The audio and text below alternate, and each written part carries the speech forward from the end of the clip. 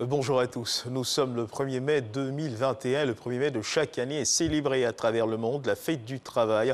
En Côte d'Ivoire, dans notre pays, cette célébration se tient en ce moment à l'auditorium de la primature. Cérémonie présidée par le chef du gouvernement, le Premier ministre Patrick Achi. Les précisions de nos reporters dans nos prochaines éditions. Excellente fête du travail à tous les travailleurs de Côte d'Ivoire et du monde entier. Et justement, le président de la République, Alassane Ouattara, veut une Côte d'Ivoire au travail.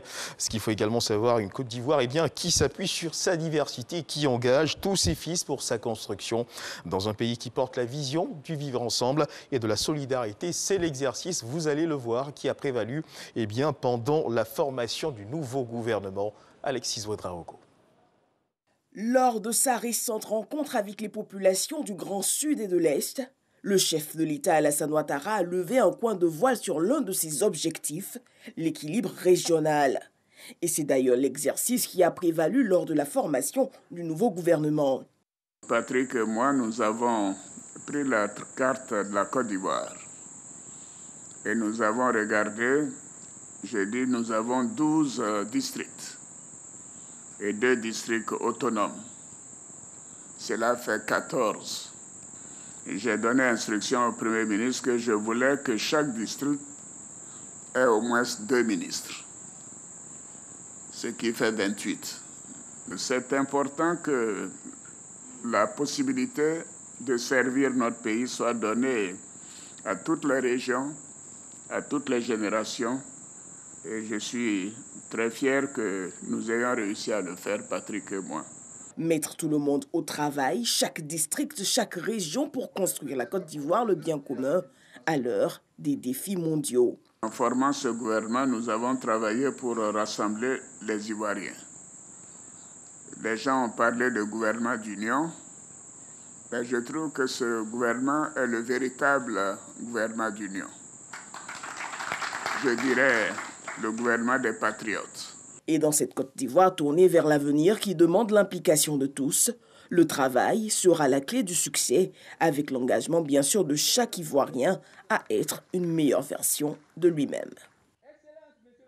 Le Congrès international des jeunesses d'Afrique et de Chine et des représentants de la Centrale d'unité ont mené des réflexions à Cocody sur l'amélioration des conditions de vie des travailleurs ivoiriens. Ces réflexions ont eu pour thème amélioration de la condition ouvrière et force de production de la Chine à travers l'engagement et l'action de la Fédération nationale de Chine. Quel retour d'expérience pour les syndicats ivoiriens? L'expérience réussie de la République populaire de Chine dans le domaine de la classe ouvrière attire les acteurs ivoiriens du secteur de l'emploi et du travail. Dans l'actualité internationale, Félix Tshisekedi, le président de la République démocratique du Congo, a décrété l'état de siège après avoir consulté son Premier ministre Jean-Michel Samaloukonde. Il est président des chambres du Parlement, le Conseil national de sécurité. Le chef de l'État dit l'invoquer au nom de l'article 85 de la Constitution. Cet article prévoit que lorsque des circonstances graves menacent d'une manière ou d'une autre l'indépendance et l'intégrité du territoire national et qu'elles provoquent l'interruption du fonctionnement des institutions, le président peut le proclamer.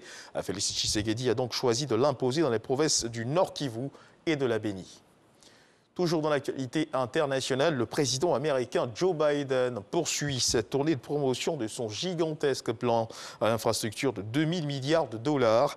Le président américain était à Philadelphie à l'occasion du 50e anniversaire de l'Amtrak, la compagnie nationale des trains américains. Le président américain veut ainsi relancer ce moyen de transport délaissé par les Américains, mais qui lui est cher pour des raisons personnelles.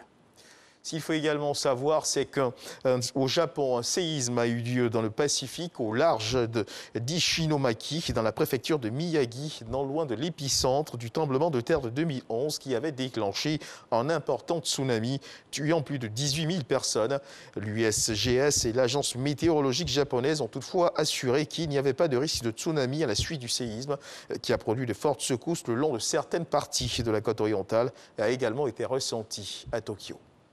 C'est la fin de ce flash d'information. Merci de nous avoir suivis. Je vous retrouve à 13h pour le journal.